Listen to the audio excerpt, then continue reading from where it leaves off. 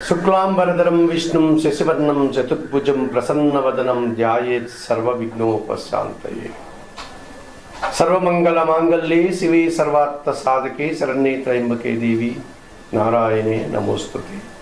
జ్యోతిషాభిమానులందరికీ నమస్కారం. 2025 మే నెల 18వ తారీఖు ఆదివారం రోజు పూర్వభాద్ర నక్షత్రం 3వ పాదము ద్వారా మీనరాశి నుండి రాహువు సాయంత్రం 5 గంటల ప్రాంతంలో కుంభరాశిలోనికి ప్రవేశిస్తున్నాడు. అదే రోజు అదే సమయానికి కేతువు కూడా ఉత్తర నక్షత్రం 1వ పాదము ద్వారా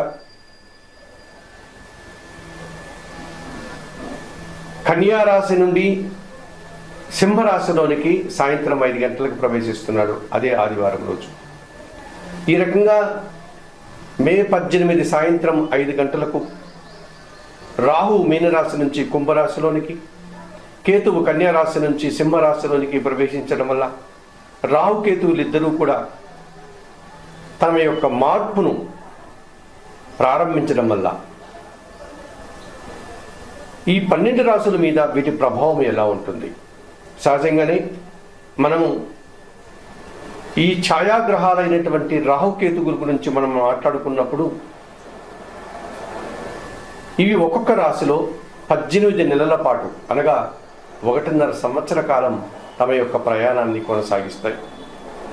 శని భగవానుడు ఎలాగైతే 2.5 సంవత్సరం ఒక్కొక్క రాశిలో ప్రవేశించే సంచారాన్ని కొనసాగిస్తాడో, గురువు ఎలాగైతే సంవత్సర కాలం తన సంచారాన్ని ఒక్కొక్క రాశిలో కొనసాగిస్తాడు, ఈ రాహుకేతువులు మాత్రం ఈ మే 18 నుంచి 18 నెలలు అనగా 1.5 సంవత్సర కాలం రాహు కుంభరాశిలో, కేతువు సింహరాశిలో తమ యొక్క సంచారాన్ని కొనసాగిస్తారు. సహజంగా రాహువు గురించి మనం మాట్లాడుకున్నప్పుడు ఒక పొగ వంటి ఆకారం, భయంకర రూపం, నల్లని శరీరం, వాత ప్రవృత్తి కలిగినటువంటి స్వభావం, వన సంచారం, అతి ధైర్యం, సాహసం, పదవి వ్యామోహం, జూదం, గ్యాంబ్లింగు, దురాశ, అత్యాశ, అన్య భాషాభిమానం, అన్య దేశాభిమానం, బలాత్కారం, భ్రష్టత్వం, దొంగబుద్ధి, గొడవలు, కలహాలు, యుద్ధాలు, కేవలం ధనార్జనే ధ్యేయంగా ఉండడం, లేక పదవి ప్రధానంగా భావించడం, కుల మతాలను వ్యతిరేకించడం, సంస్కృతి సంప్రదాయాలను త్యజించడం, ఇటువంటి ఈ లక్షణాలన్నీ ఈ రాహువుకు ఉంటాయి. గంగాస్నానం, పితృతర్పణాలు, మరణాలు, శ్మశాన భూములు, ఇటువంటి స్వభావం కలిగినటువంటి ఈ రాహువు ఇప్పుడు కుంభరాశిలోనికి ప్రవేశించాడు. ఇక కేతువు ఇంచుమించుగా రాహు లక్షణాలన్నీ కలిగి ఉండి వాటితో పాటు వైరాగ్యం, మంత్రజపం, అనుష్ఠానం, వేదాంతం, దైవజ్ఞానం, నిరాడంబరత, దీక్షలు, వ్రతాలు, పూజలు, తీర్థయాత్రలు, భిక్షాటన, తంత్ర విద్యలు, సన్యాసం, దేశాటన, తీర్థయాత్రలు, సంసారానికి దూరంగా ఉండడం, నపుంసక లక్షణాలు, సన్యాసి లక్షణాలు, ఇవన్నీ కూడా కలిగి ఉంటాడు ఈ కేతు. మరి ఇటువంటి కేతు ఇప్పుడు సింహరాశిలో 18 నెలల పాటు ఆయన ప్రయాణాన్ని కొనసాగిస్తున్నాడు. అందుకే మన వాళ్ళు వైదిక సాంప్రదాయాన్ని అనుసరించేటువంటి జ్యోతిష్ శాస్త్రంలో ఒక సర్పాన్ని గన శరీర మధ్యంలో ఖండిస్తే తల సర్పం సగభాగం రాహు అయితే, తోక సర్పం సగభాగం కేతువు అని చెప్తారు. ఇదన్నీ కూడా ఒక సింబాలిక్గా, ఒక ప్రతీకగా మన పెద్దవాళ్ళు మనకు చెప్పడం జరిగింది. అటువంటి ఈ రాహుకేతువులు ఇప్పుడు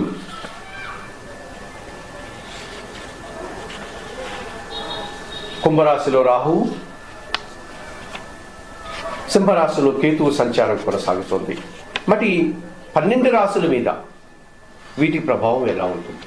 ఈ రాహుకేతువుల యొక్క ప్రభావం 12 రాశుల మీద ఎలా ఉంటుంది?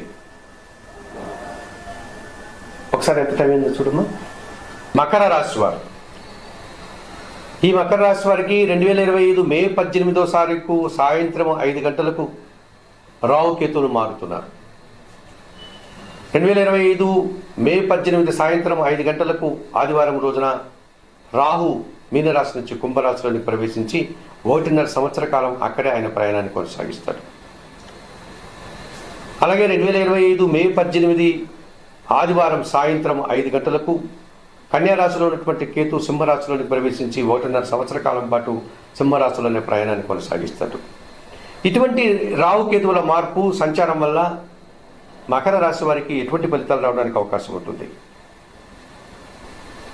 సహజంగా మకర రాశి వారికి ద్వితీయ భావంలో రాహు సంచారం కొనసాగుతుంది కుంభరాశిలో. అలాగే అష్టమ భావంలో సింహరాశిలో కేతు సంచారం కొనసాగుతుంది. ఇది కాలసర్పదోషం. మకర రాశి వారికి ద్వితీయ భావంలో రాహు సంచారం కొనసాగించడం వల్ల మీ మాటల వల్ల ఎదుటివారు అపార్థాలు చేసుకోవడం, అభిప్రాయ భేదాలు రావడం, తద్వారా మనస్పర్ధలు వచ్చేటువంటి వాతావరణం కనిపిస్తుంది. స్నేహ బాంధవ్యాలు చెడిపోయేటువంటి వాతావరణం కనిపిస్తుంది.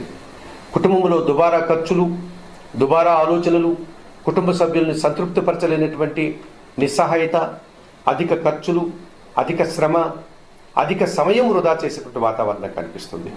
స్థిరాస్తుల విషయంలో అనవసరంగా ఖర్చులు చేయడం, ఆ రకంగా మీరు వృధా ప్రయాసను, శ్రమను ఎదుర్కోవాల్సి ఉంటుంది.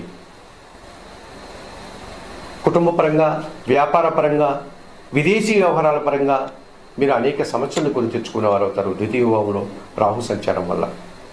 అలాగే అష్టమ భావంలో కేతు సంచారం వల్ల ఆర్థిక సమస్యలు, అనారోగ్య సమస్యలు, అనవసరమైనటువంటి కార్యక్రమాల్లో తలదూర్చి నిందలు పడడం, సమాజంలో ఒక చెడు వ్యక్తిగా 10 మంది మిమ్మల్ని వేలెత్తి చూపించేటువంటి పరిస్థితులు మీరు కొని తెచ్చుకుని వారు అవుతారు. ఈ రాహుకేతు దోషం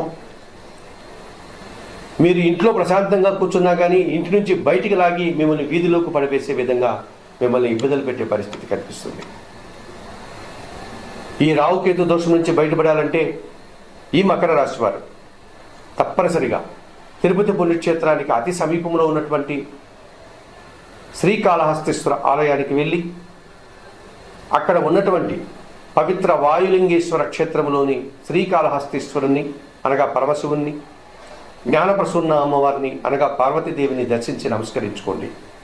ఆలయంలో అందుబాటులో ఉన్నటువంటి ఈ రాహు కేతు పూజను నిర్వర్తించి ఈ దోషం నుంచి బయటపడేటువంటి ప్రయత్నం చేయండి. అంత దూరం వెళ్ళలేని వారు, అంత శక్తి సామర్థ్యాలు లేని వారు నిత్యం దుర్గా ఆరాధన చేయండి, శ్రీ సూక్తం చదువుకోండి, శ్రీదేవి ఖడ్గమాల స్తోత్రం చదువుకోండి, ఎర్రటి పూలమాలను దుర్గాదేవికి సమర్పించండి, ఎర్రటి దానిమ్మ పండ్ల గింజను అమ్మవారికి నైవేద్యంగా సమర్పించండి. అలాగే నిత్యం కుటుంబంలోనే ఒక చిన్న గణపతిని విగ్రహాన్ని ఏర్పాటు చేసుకొని నిత్య గణపతి ఆరాధన చేయండి. గణపతి స్వామికి ధూప దీప నైవేద్యాలతో పూజించండి, గరికమాలను సమర్పించండి, ఆయనకు మీ చేతనైనంత వరకు నైవేద్య సమర్పణ చేయండి. అలాగే కొన్ని ఉలవలను బాగా ఉడికించి బెల్లం పొడితో కలిపి ఆవులకు ఆహారంగా అందించండి. ఈ రకంగా చేయడం వల్ల కూడా మీరు ఈ కాలసర్ప దోషం నుంచి బయటపడడానికి అవకాశం ఉంటుంది మకర రాశి వారు. మరి ఈ రాహుకేతుల మార్పు, రాహుకేతుల యొక్క సంచారం, ఈ ద్వితీయంలో రాహువు, అష్టంలో కేతు సంచారం వల్ల ఈ కాలసర్ప దోషం వల్ల నివారణ కోసం చెప్పిన విషయాలన్నీ స్వీకరిస్తూ పరిహారాలు పాటిస్తూ ఆయుర ఆరోగ్యాలతో ఆర్థిక అభివృద్ధిని పొందాలని మకర రాశి వారిని మరింతగా కోరుకుంటూ సర్వే జనా సుఖినో భవంతు. నమస్కారం.